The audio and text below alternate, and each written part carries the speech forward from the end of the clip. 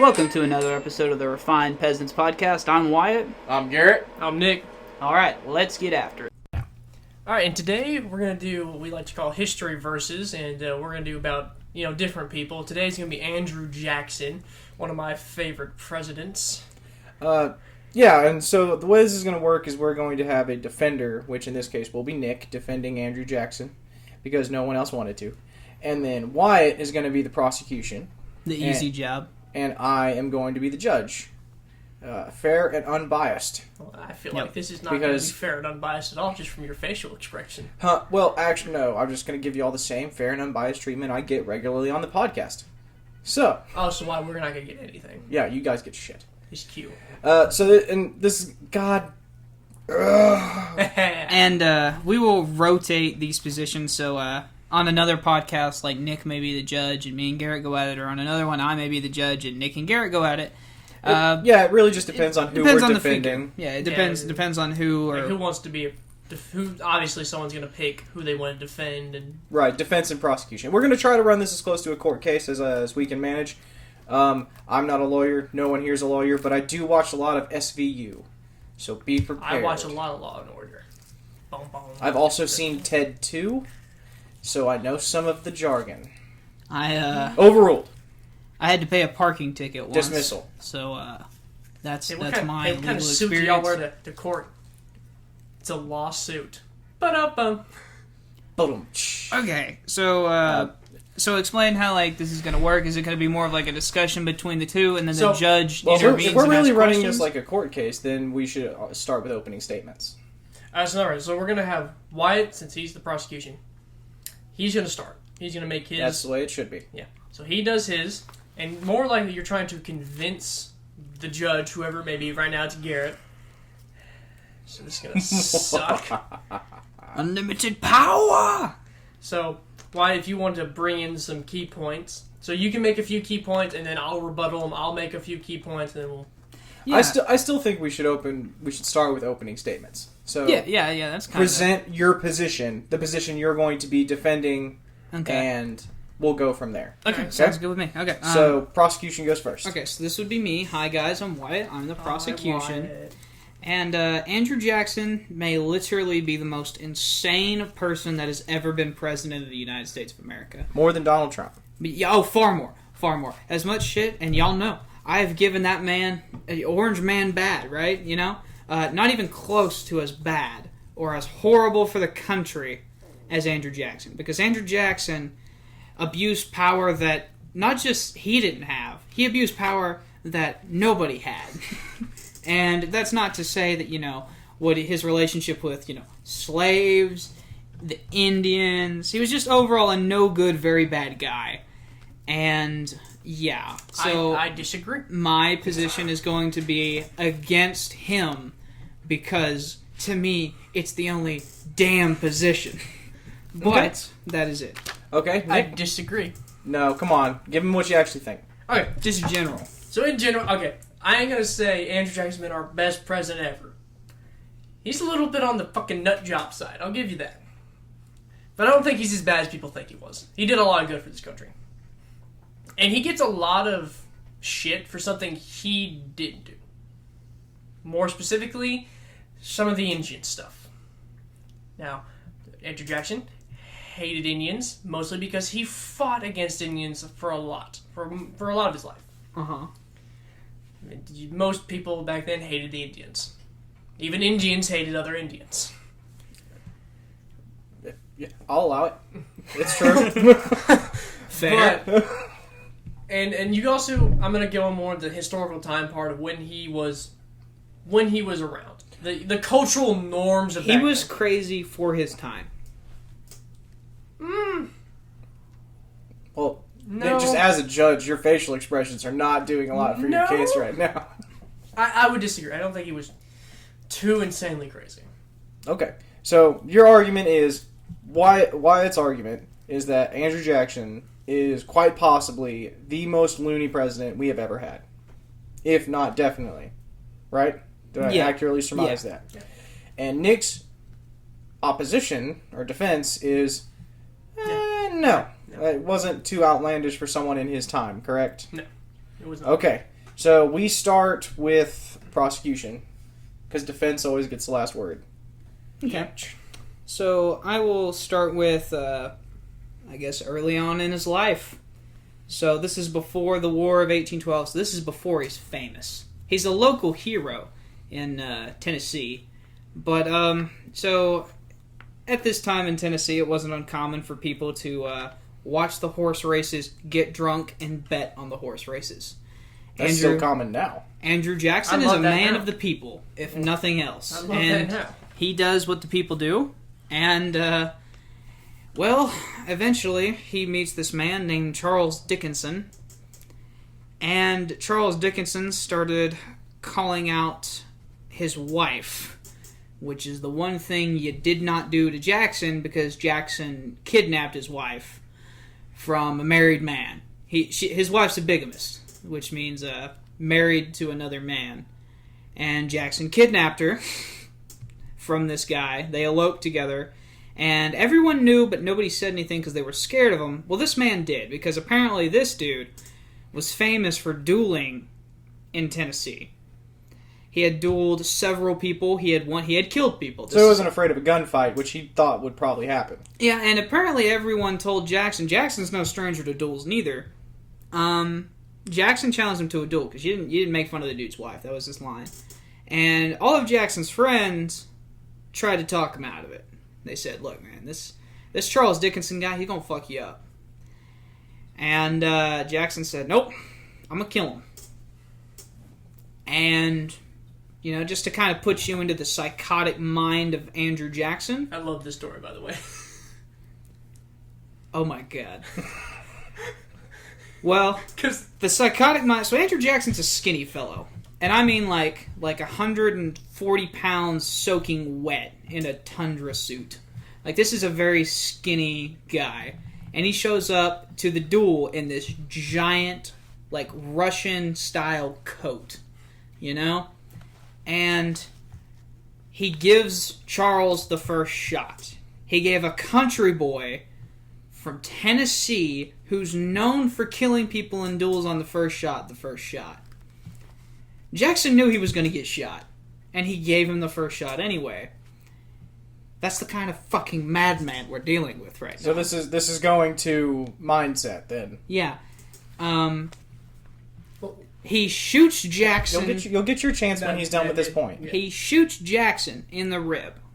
Jackson, the whole point of the big coat was that way he could, hopefully, like, just graze him, which is luckily what happened. It skipped off a rib and went outside his body.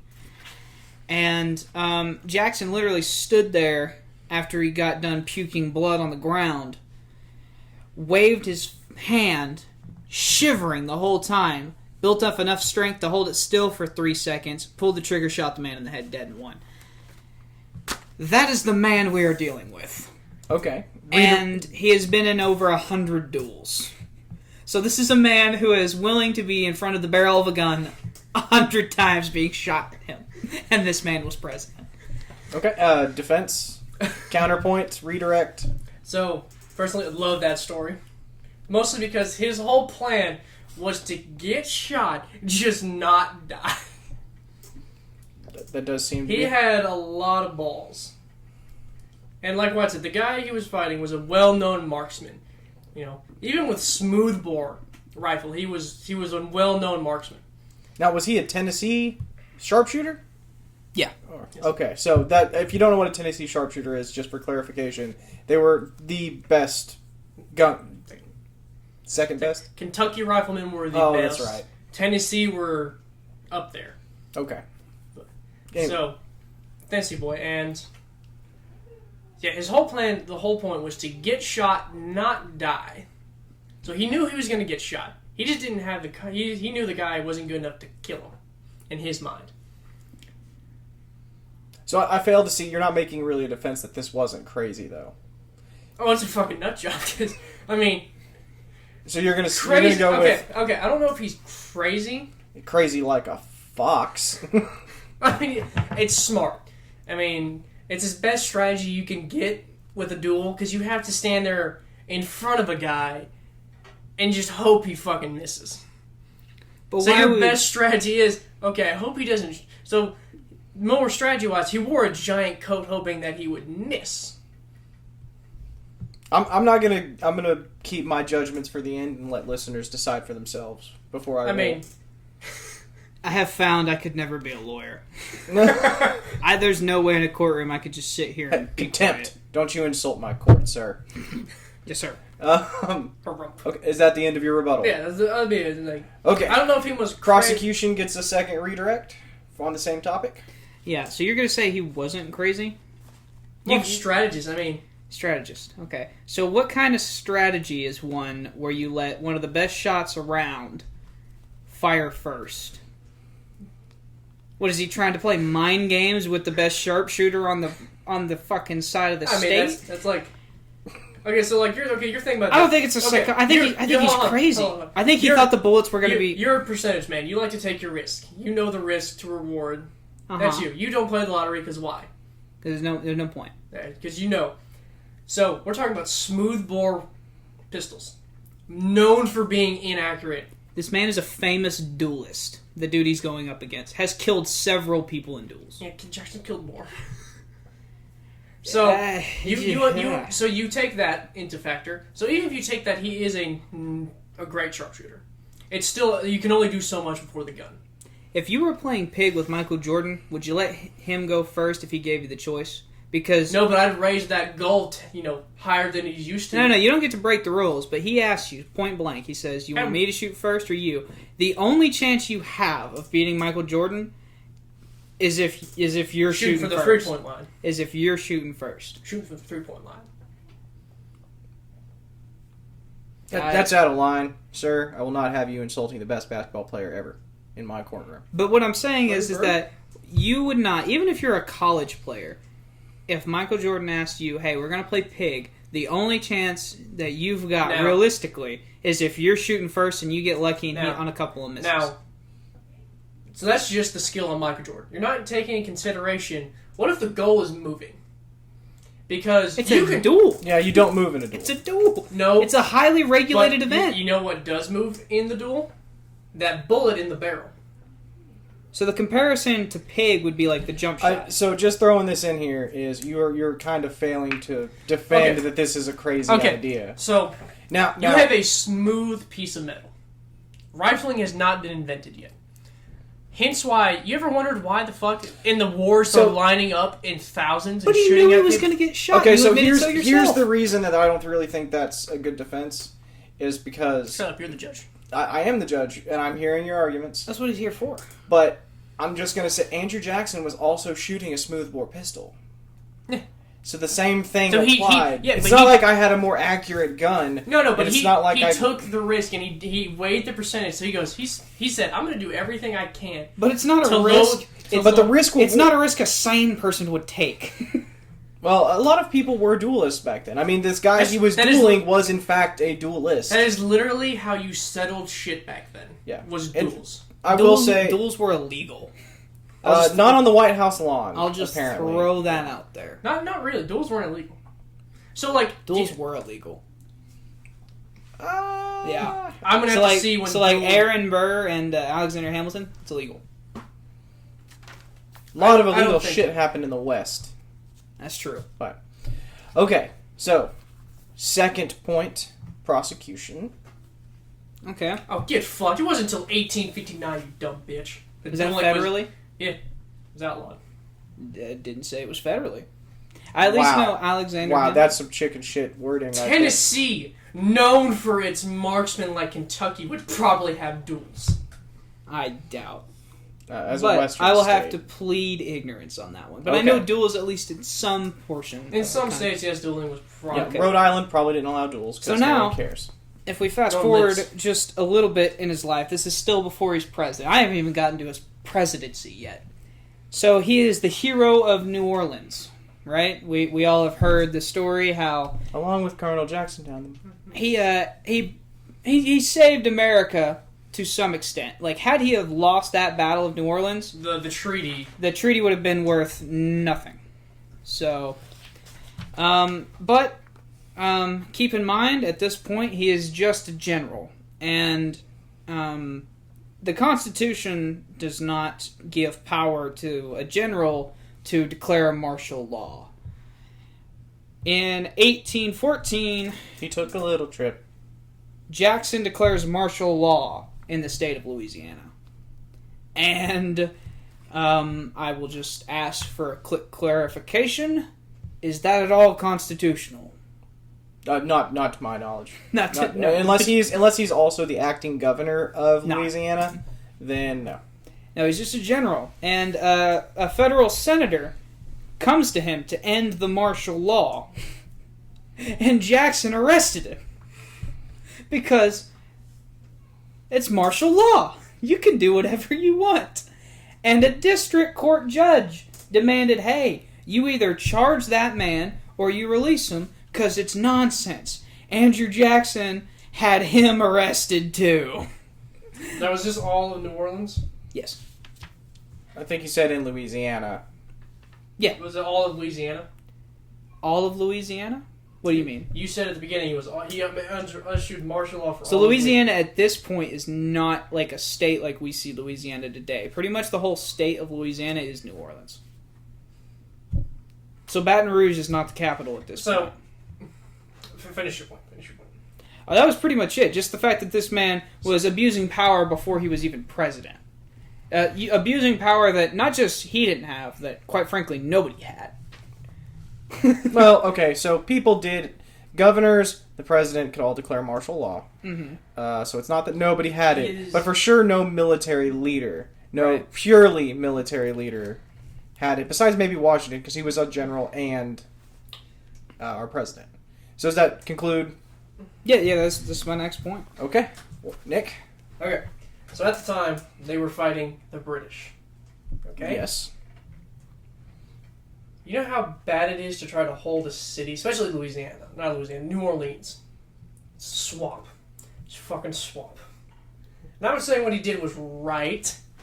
I won't argue that, but I can see why a military general would want the citizens to probably not be running a fucking muck. So is this the means justify the ends argument Yeah. then? Because, okay, if you knew a big battle was going to take place in OKC, what would you do? Would you not issue martial law to possibly keep civilians out of the way?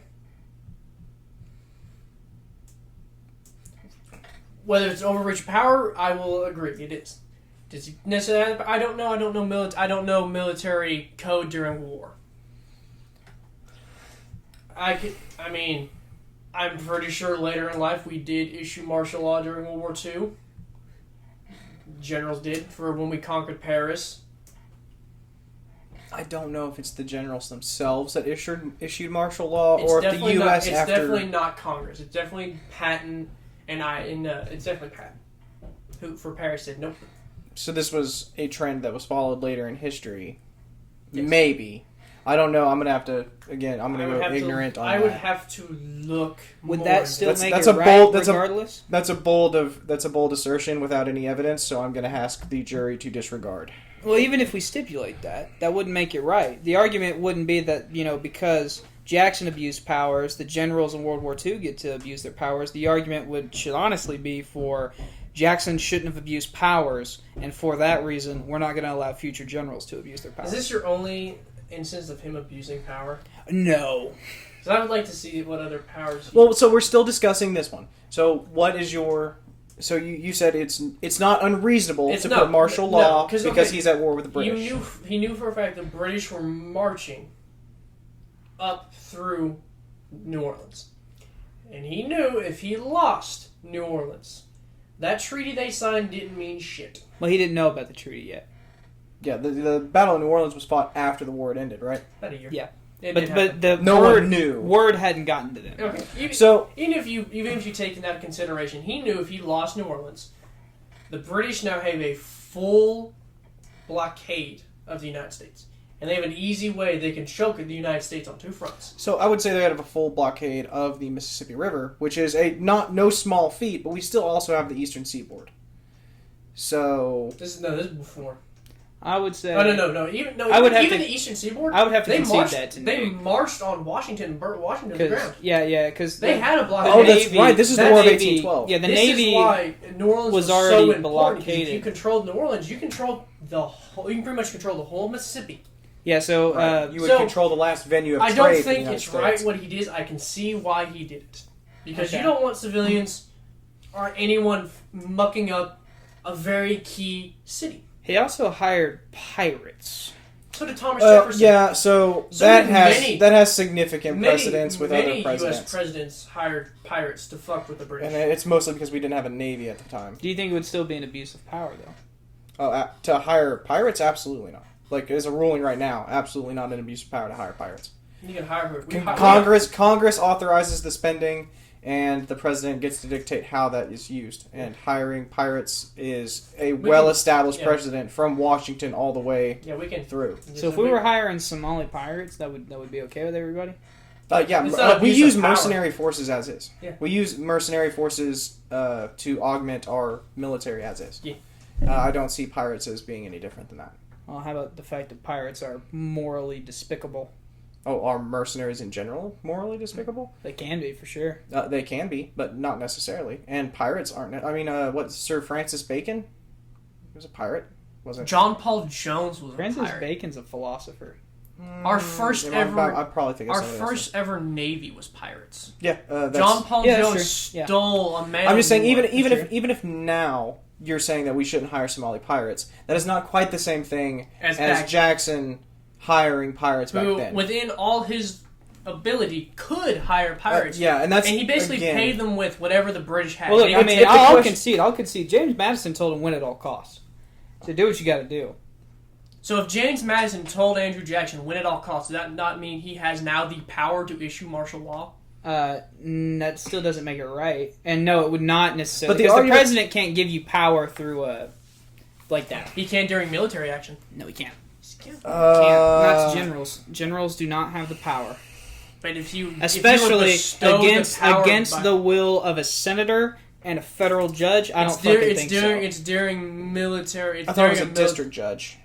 It's still a federal judge. So federal district. It is still judge. during a military conflict, which It's the like- president is the commander in You chief. should not have arrested a senator. But the question No, the question of was it right or wrong is separate from the question of did he have the power? Is it an Well, the overstep answer of his is power? no to both. So, like, no, it But if wasn't James- right, and yes, it was an over. But if the president, the commander in chief, gave him authorization to hold New Orleans at any cost, That means he was in his power by the president. No, it doesn't. So the president was more of like, look, you dig trenches, you go buy mercenaries, you do whatever you got to do, but you hold New Orleans, damn it. Okay. so that's going to be a claim on intent that we can't really know unless you have That's what I'm saying. unless you have a document that says this is like he explicitly meant to do this. Yeah. But I mean, we can't know what in Jackson. We know for sure James Madison did not say that you have the power to declare martial law. We know that is a fact. And nowhere in the Constitution does Generals it give have them the declared fact. martial law more than any presidents. Generals in history have. So I think it's a power that generals have. Google who holds the power to declare martial law in wartime. Because this is very In interesting. peacetime, in peacetime it might be different. And I know at least in United States sovereign soil, I don't think I've ever lived through martial law being declared. No, we wouldn't But have. I think martial But- law got declared in New Orleans after Katrina, and it's mostly for natural disasters, definitely not for wartime. But So that even if we stipulate that he did that, when wartime was over and people told him like, hey, you kind of need to end the martial law stuff, he didn't do it, and he arrested a senator on no charge. And then he didn't technically arrest the judge, but he was going to if he found him. well, so the charge would have been defiance of martial law. There was no charge. That- That's the thing. You know what I mean? Okay. That was So like, they just threw him in the brig for a day or however long. Yeah. Not saying just it was a month, I think. But so Nick, if that's true, do you have a source for your information Nick. that generals have? When a martial law is in effect, the military commander of the area has unlimited authority. But that's when martial law is in effect. Who can declare martial law is the question. I always thought it was just the president or Congress through an act. I always thought it was just the president or a governor. I didn't even think Congress had the power to declare martial law. I think Congress recently said they couldn't. Congress said that Congress couldn't? Yeah. Okay. Recently. Or one of the... I think, I think the judiciary I was always under the implication that executives had the power to declare martial law. The president can, state governors can. Not saying that governors in the past haven't, but that would be just as much an abuse. And granted, it's an abuse with precedent. So. I don't think so. If a governor... On this separate topic, I don't think a governor declaring martial law is... General. A general declaring martial law in the future. So, like, if a general declared martial law in, say, World War II, like Nick was saying, that would not necessarily mean that it was okay or constitutional. Just because it has precedence does not mean that it's constitutional. No, and that's a fair argument. I mean, there's tons of stuff that's done now that's got precedence but isn't constitutional. Right. So, looking at you, corporate income tax. But okay, Nick, what do you got? You gotta say something at some point, buddy. Yeah. It's hard to find stuff that's not like who can and can't or what rules are exempt. We are looking through. So well, I can tell you at least a court judge, like a district judge, at least was telling him he couldn't. So a federal judge was telling him that he couldn't declare martial law. He just basically gave him the bird.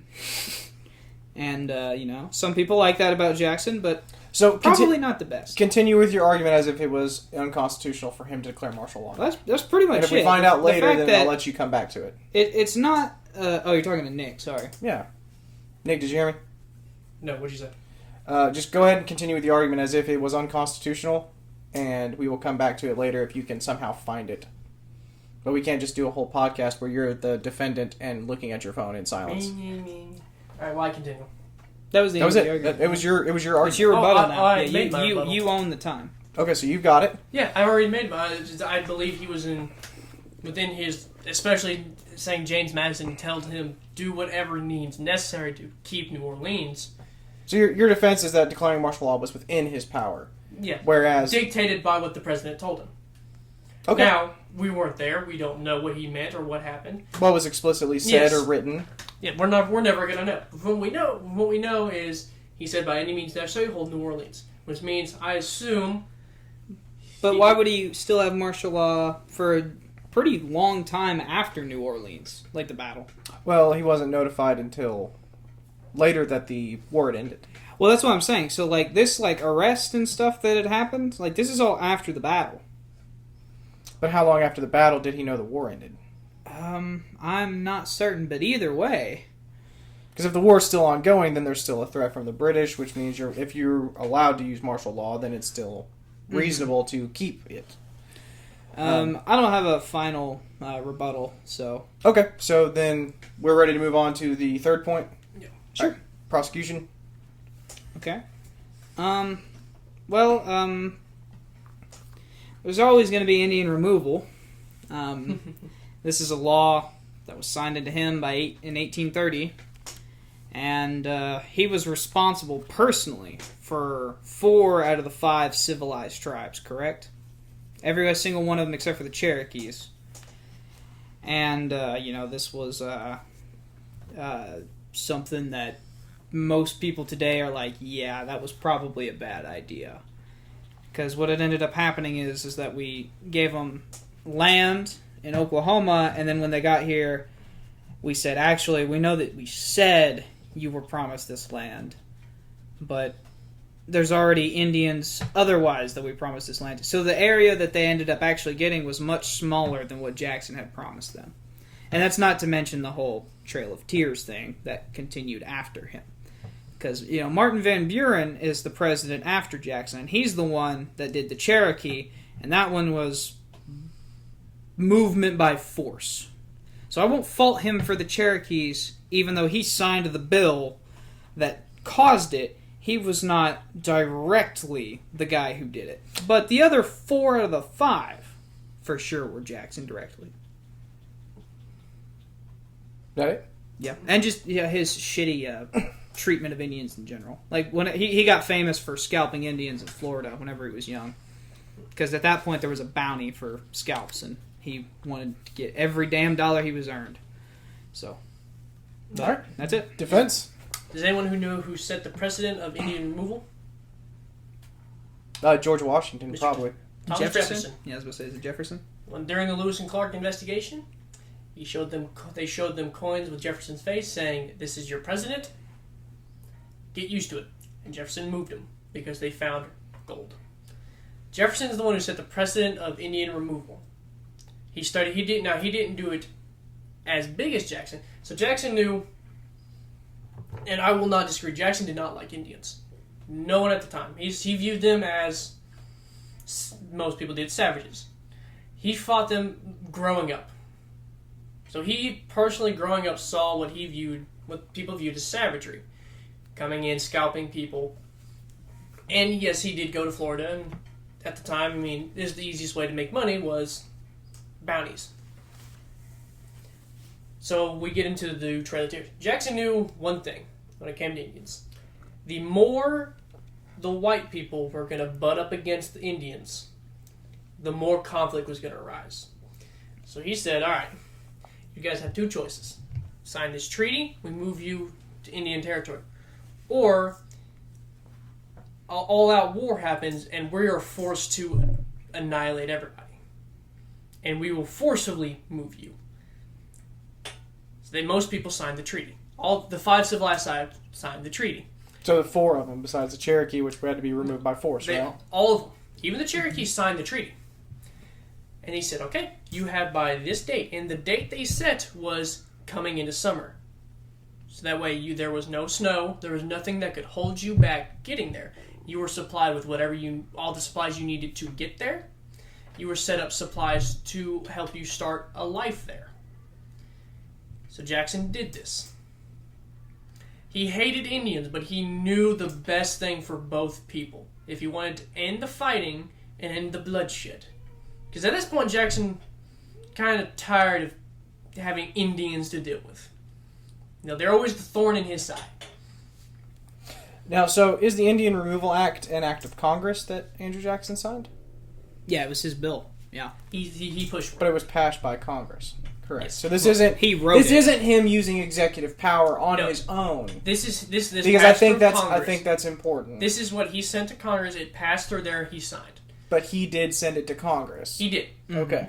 I find it relevant that it's an actual bill that passed Congress. So he gets the approval to make these treaties, and the Cherokee don't leave. They don't leave. They're like, no, we're not leaving. We regret signing the treaty. Well, it's already signed.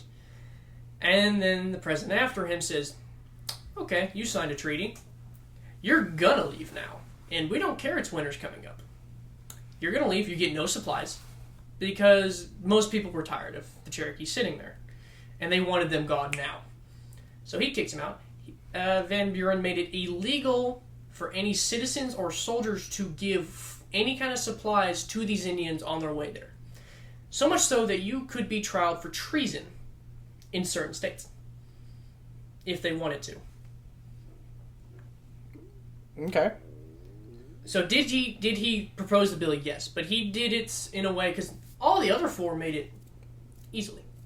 They made it without hiccup. It's the 5th one that wasn't under his presidency, under his supervision, that had a fuck up. That gets all the notoriety. Yes. Mm-hmm. So, again, Jackson knew the best thing for both Indians and the whites was less contact. And it's not Jackson's fault that the government went back on their deal with Indian territory. That's not his fault. That happened well after he was done being president. You shaking your head no? You gotta. No, it's just not true. It's just not true. What is it? So the 4 out of the 5. So the Seminole, the Choctaw, Chickasaw. I don't know the other one. Creek. Yeah. So they all get to Oklahoma, and this is still Jackson's presidency.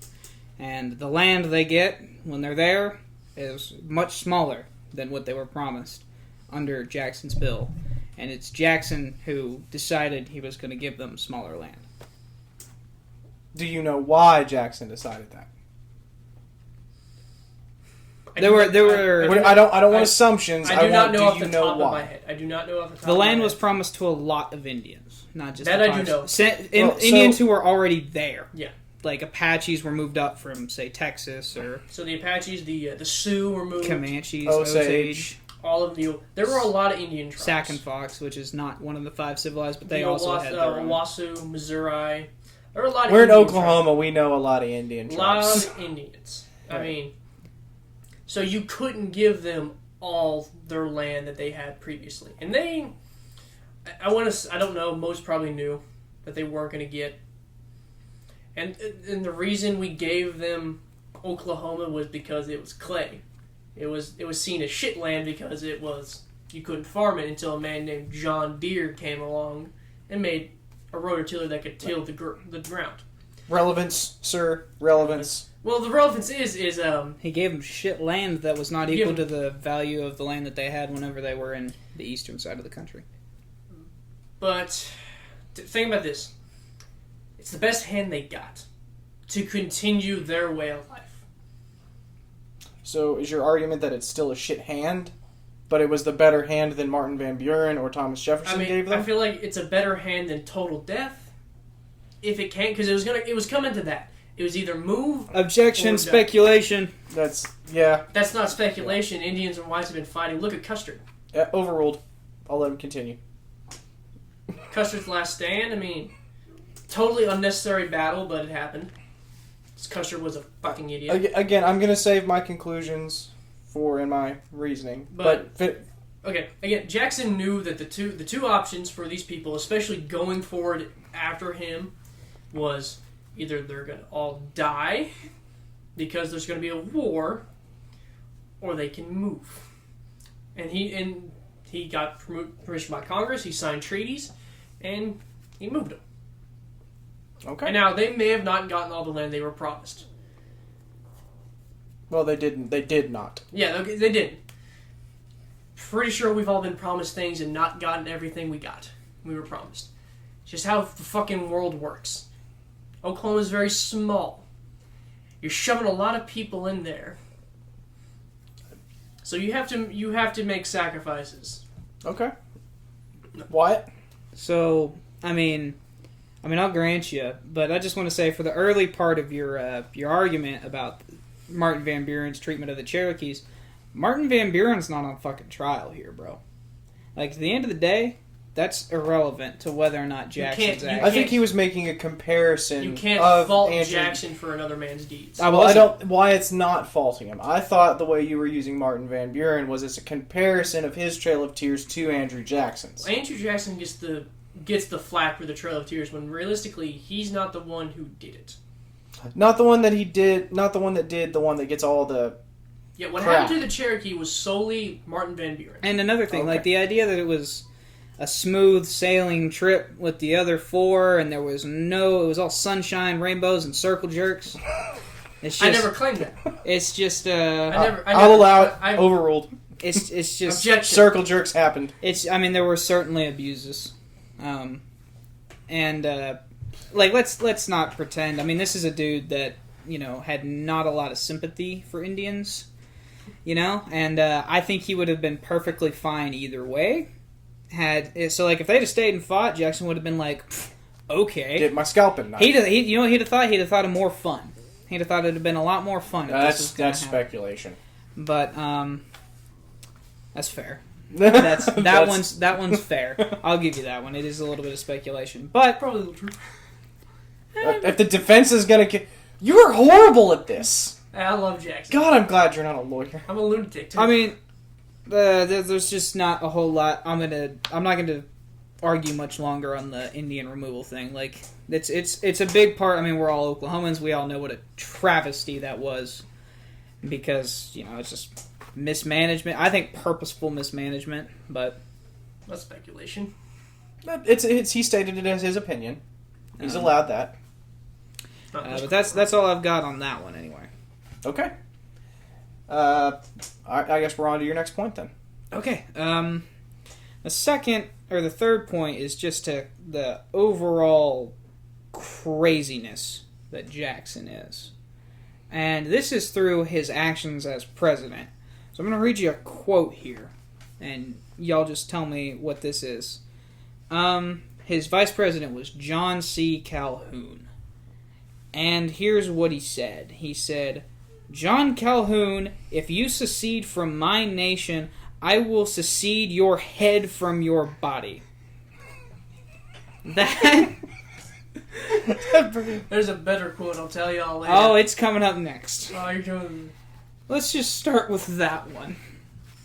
That one is insane. Could you imagine a sitting president? And remember, at this point, there's no party ticket. Like, it's not party tickets voting. It's first place, second place. That's who's president and vice president at this point.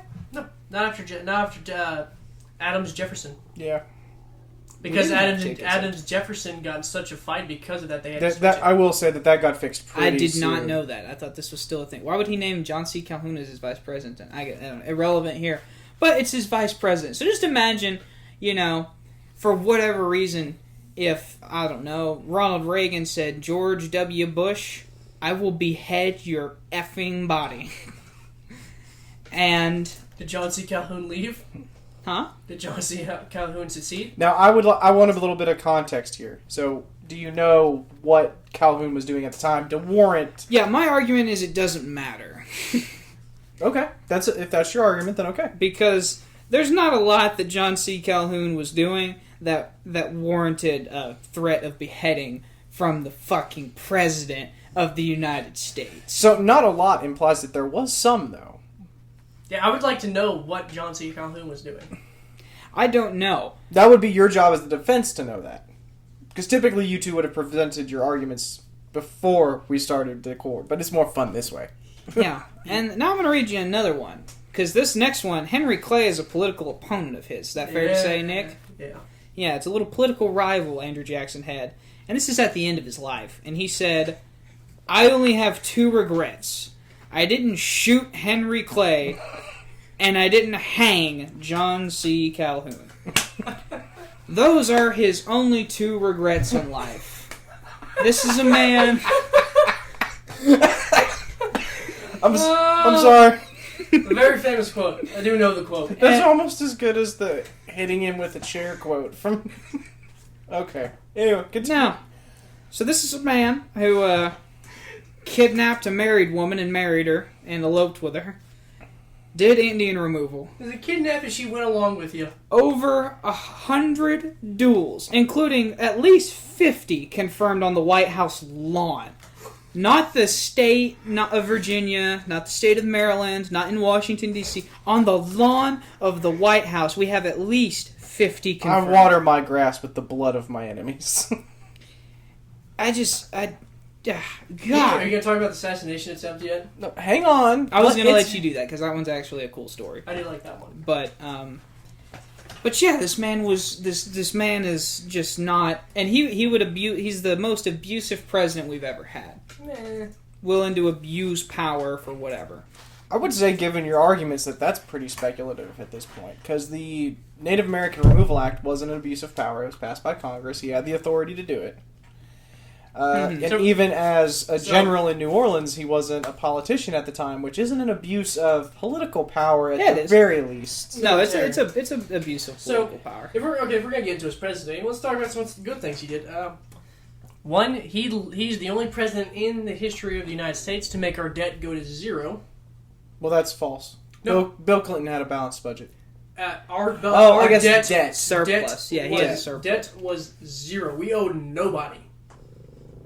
Uh-huh. You just shitted yourself. Okay.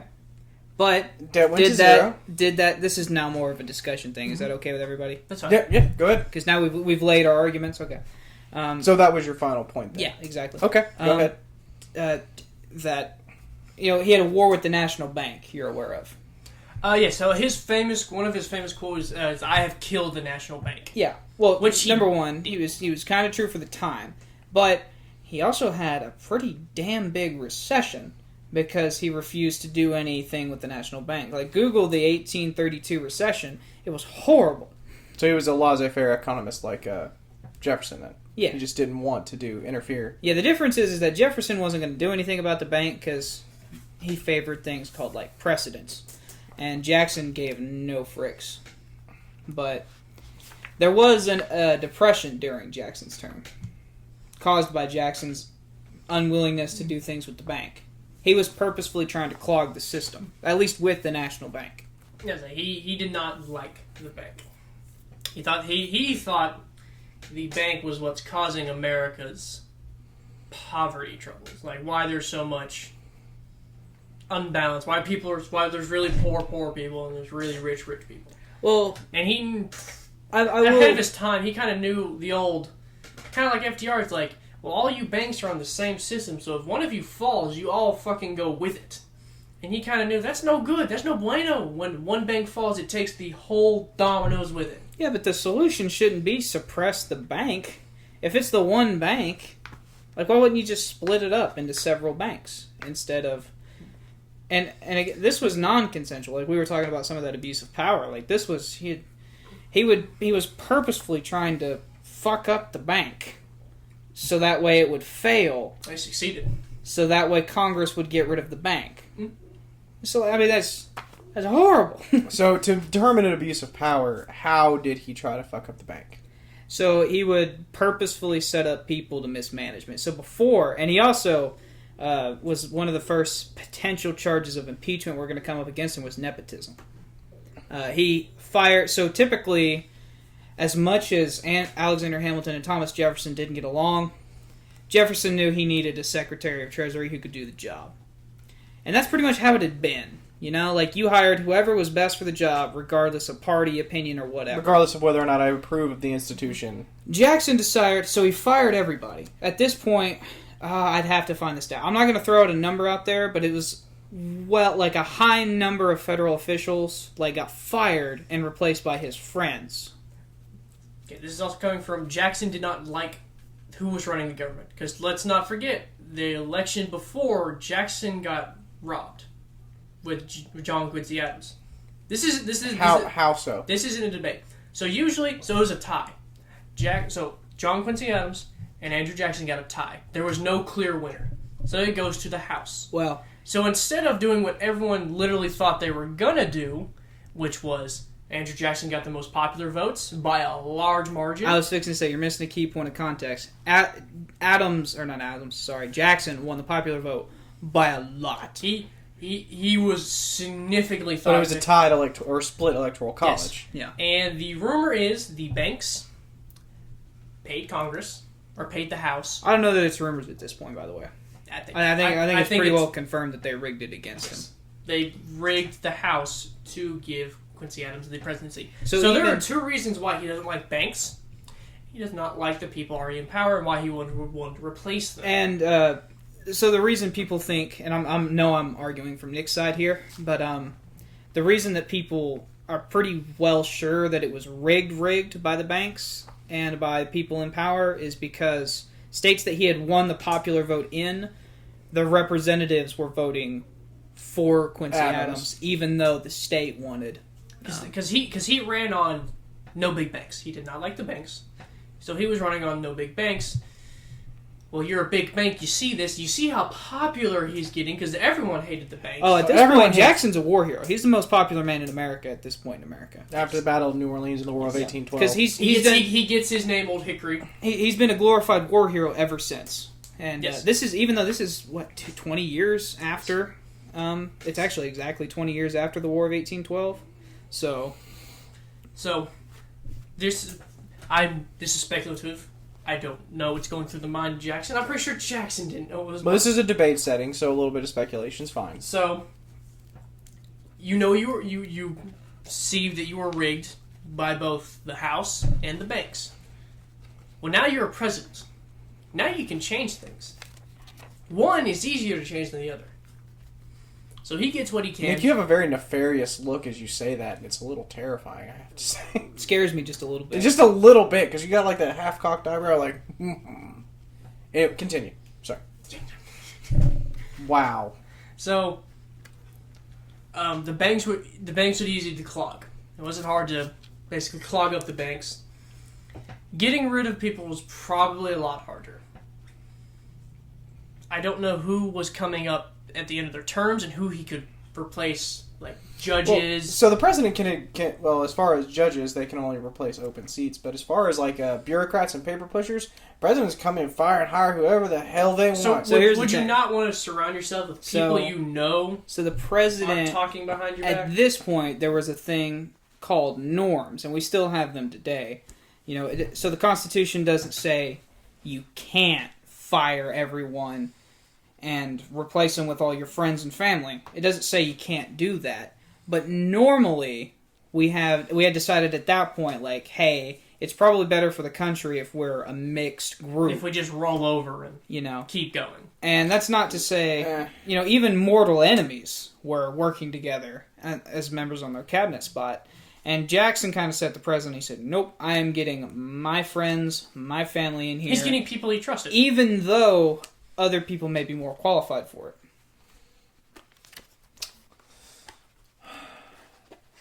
I'm going to let that hang. Again, going to keep my opinion still the end. Should have done John C. Calhoun. God dang it. That's still. I'm going to go ahead and talk about the assassination attempt on his life. This one's actually interesting. This one's really fun. So he's going to a funeral. And this one guy from Britain claimed that Jackson killed his daddy in the war. Not remotely true. His dad died in Britain at the time. So he was crazy looking, person. the British guy was looking for fame. He thought if he killed Jackson, he would get the fame. He would get the honor. As many political assassination attempts typically go. You want to be famous. He comes up with two pistols, two flintlock pistols, and he fires. Well, they misfire.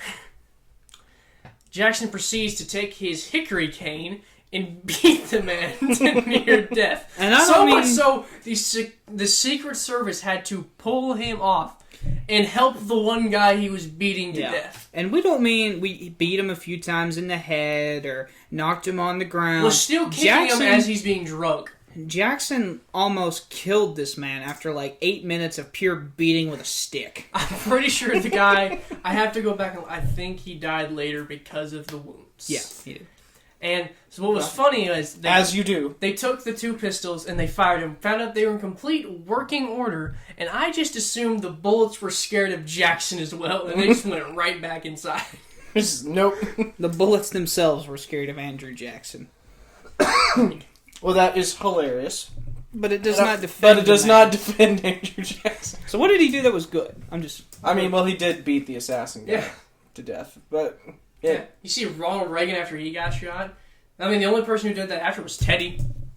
Teddy beat the shit out of the guy, and then he gave us 2 hours, I think a 6-hour speech with a bullet in him. But again, it's an awesome story, but it doesn't necessarily go to he's not fucking crazy. Want to hear about the kegger he threw on the White House lawn? Again, Nick, I think you fail to understand your purpose as a defense.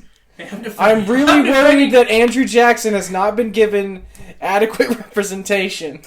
Hey, the man was a legend. I love him. Okay, it just... He wasn't the craziest president we probably had. Okay. Who would beat him? Trump, easily. Wow. I disagree with that. Probably Biden. Well, that's probably true, but just because Biden has dementia and doesn't know where he's at. Yeah, I wouldn't say that's crazy. I'd say that's Alzheimer's. Yeah. So it's sadder than crazy and not as funny. Because it's not his fault. No, dementia's not your fault. Alzheimer's isn't your fault. There's people that's a different podcast. But yeah, Jackson, to me, Nick, is too crazy of a man to have ever been president. Jackson seemed fully aware of what he was doing and still doing some out there stuff. I mean, psychopath would also be a good word, I think. I don't know that psychopath... Compared to the time, I don't think he was a psychopath. No, people knew then he was crazy. So crazy that they felt like they had to rig an election against him. That's how crazy they thought he was. Well, that was also greed, probably. If it's the national banks and they're like, oh, fuck. There's a lot of politicians involved, too.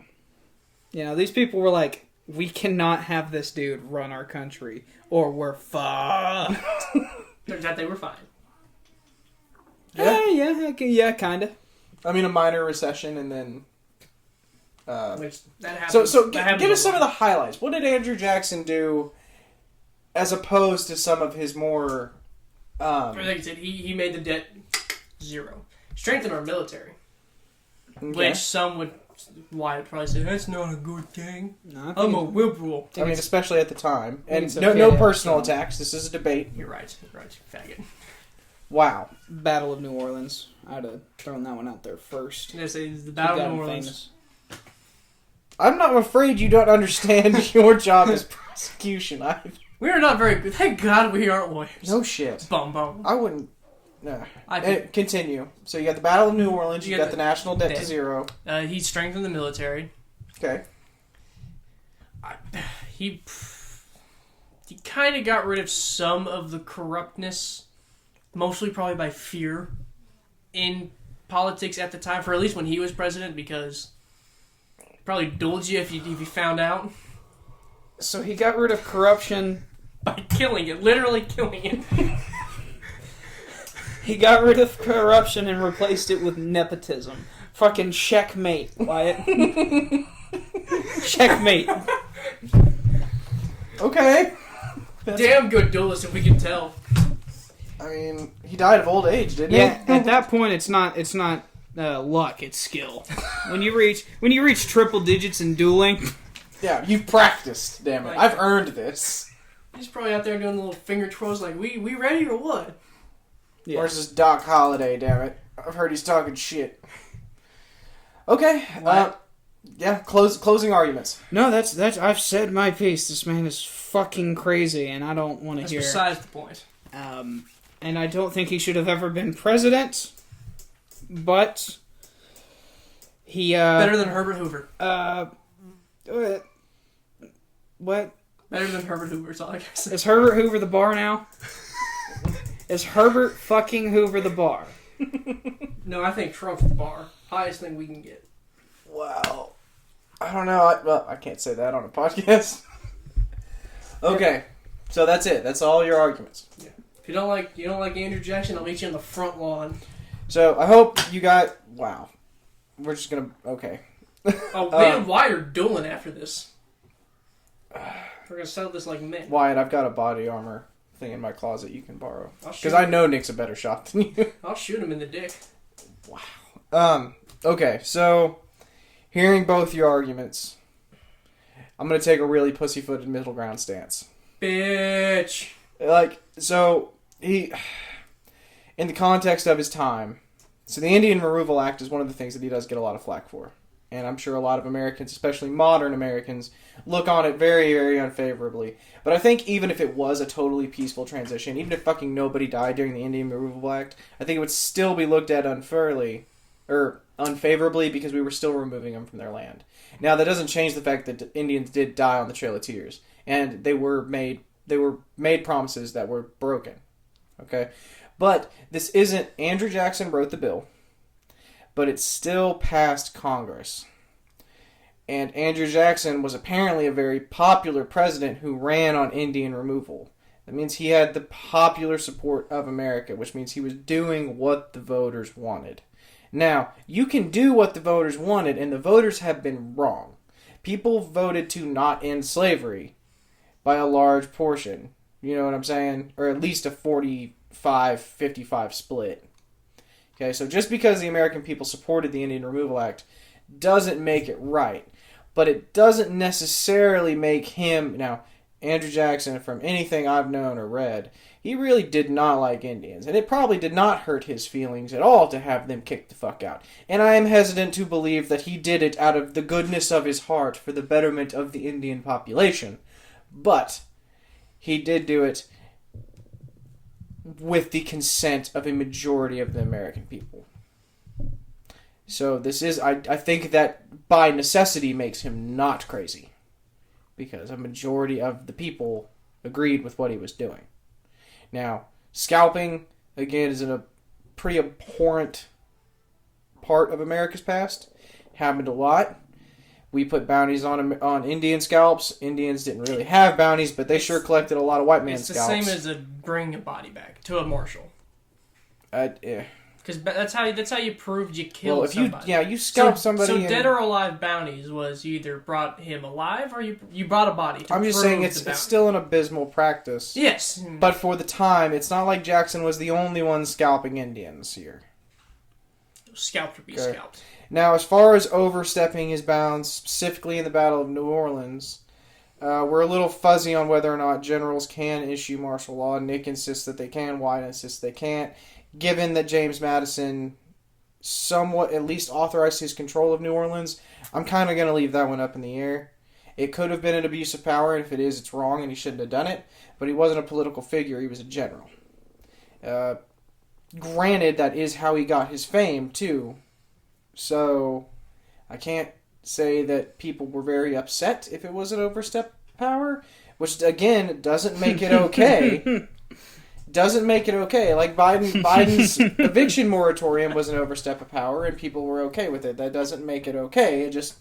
So what if Biden would have arrested the Supreme Court after they ruled against it? Yeah, that would be a fucking problem. I'm not saying it's not a problem. You know, I'm just saying that. Well, I don't know.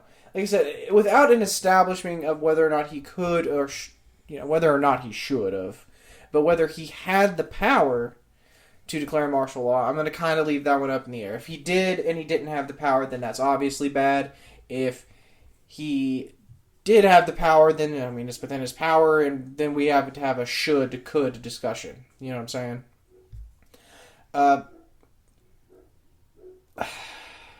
I mean, 100 duels does seem a little excessive. 50 on the White House lawn, that's...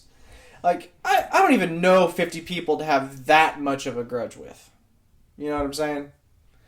I don't know. I think I'm coming away from this pretty middle ground. Like, the dude definitely seems eccentric. And eccentric is probably the nicest way you could put it.